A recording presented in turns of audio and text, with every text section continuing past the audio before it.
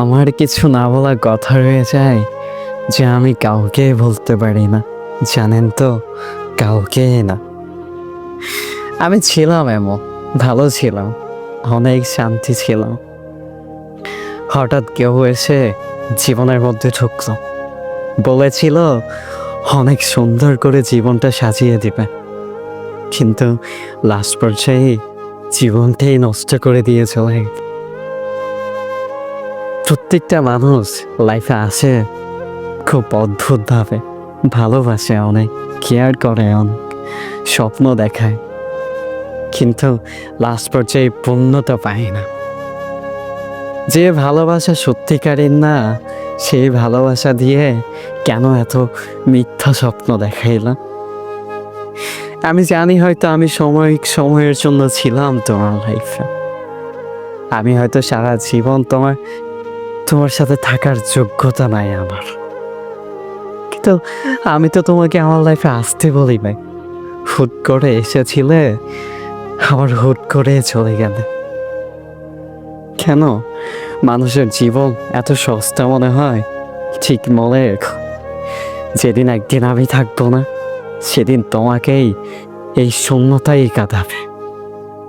বুঝবে তুমি সেদিন, ঠিক সেদিনের কথাগুলো, যেদিন তুমি আমাকে বলেছিলে, প্রিয় আমি তোমায় ছাড়া এক মুহূর্তও থাকতে পারবো না।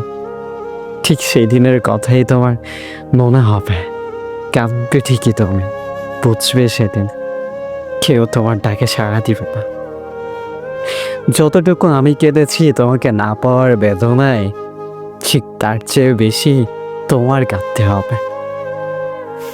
আমি যতটা কষ্ট পেয়েছি, যতটা কষ্ট পেতে পেতে এই জীবনটাই শেষ হয়ে গেল, তার চেয়ে দ্বিগুণ বেশি কষ্ট পেতে পেতে তুমিই একদিন শেষ হয়ে যাবে।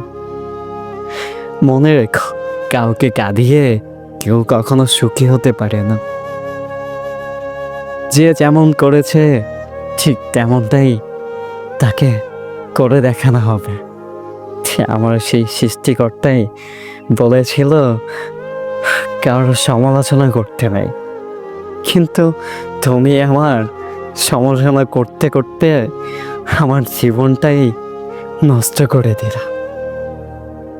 কাকে বোঝাইছো তুমি? চেয়েছিলে কি তুমি আমি মরে যাই, তাই তো? আমি তো জীবন্ত লাশই হয়ে গেছি। শুনছিলেন এতক্ষণ আর যে ফারহানকে। আমাদের ভিডিওটা যদি ভালো লেগে থাকে, লাইক, কমেন্ট, সাবস্ক্রাইব করতে ভুলবেন না কিন্তু। আর হ্যাঁ, কমেন্ট করতে কিন্তু একদম ভুলবেন না। আপনাদের একটা কমেন্ট আমি আর যে ফারহানের কাছে অনেক মূল্যবান।